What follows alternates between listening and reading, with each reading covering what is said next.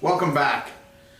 Nobody wants struggle, nobody wants crisis, nobody wants trauma, but the reality is that strength and struggle travel together. The reality is it is through our struggles that we build our greatest strengths. In fact, many people have experienced great growth through trauma. It's called post-traumatic growth. Now, many of us are not really experiencing trauma, some of us are, but we can find ways to grow significantly through crisis. And some examples of this is people often come out of a crisis situation with a deeper gratitude for things that they have, or more meaningful connections with those around them, or with a new perspective on life that is a powerful perspective towards achievement or making the most of time. One of the things that helps us grow through crisis is buffering ourselves against stress, and doing so through a very powerful response called the Tend and Befriend response. Tend and befriend means that in a challenge, we often will tend to those that we care about, or befriend others and support others in a challenge. What's interesting is that when we tend and befriend, we release positive chemicals in our system, oxytocin being one of them, that actually buffers us against the stress response. And when we work on tend and befriend, we also deepen connections that end up giving us a boost after crisis. So a good way to think about tend and befriend is like a service bullseye. So let's get a bullseye up here. So what I want you to do is think about that interior part of the bullseye, the tightest part, as your immediate household, the people in your family that are in the house with you. You could reach out and support them, or you could teach them a strategy that you're learning in EQ in your PJs towards helping them deal with their stress. Or you could just do one of those relationship deposits we talked about.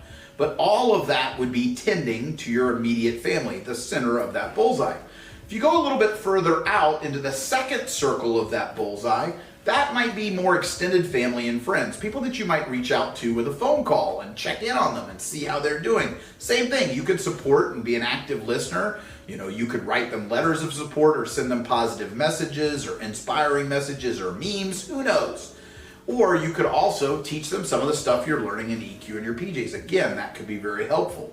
If you go a little bit further out in that circle, you go to the third circle out, that would be kind of like your neighborhood or your community. And there's lots of things you can do in the community that can be helpful. And here I want to tell you a story.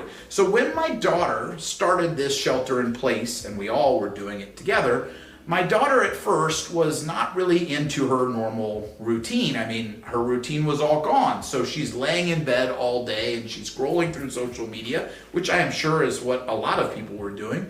And what really became problematic for her was she wasn't feeling good. She wasn't feeling herself. She was feeling kind of lethargic and in a slump and not feeling connected. And after a couple of days, I checked on her. I'm like, hey, what's going on? And she said, I just feel bored. I feel, disengaged. I feel kind of blah. And she said, and I don't have any meaning in my days. And I suggested, well, maybe we can find something where you could help. And she goes, what can I do? A 15-year-old girl, how can I help others? And I'm like, well, maybe you could do something in the neighborhood that might help induce positive emotions in our neighbors. And basically what it was is it's different techniques that you can do in order that actually improve your mood, like thinking of things that you're grateful for and doing a dance move or thinking things you're looking forward to.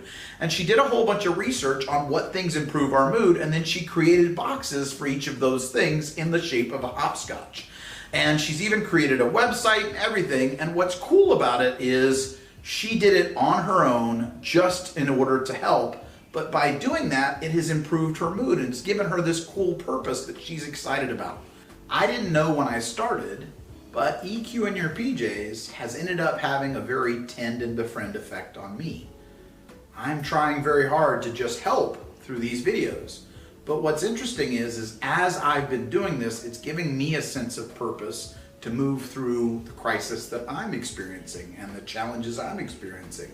And so it's given me this sense of meaning and purpose and helped me buffer against this stress.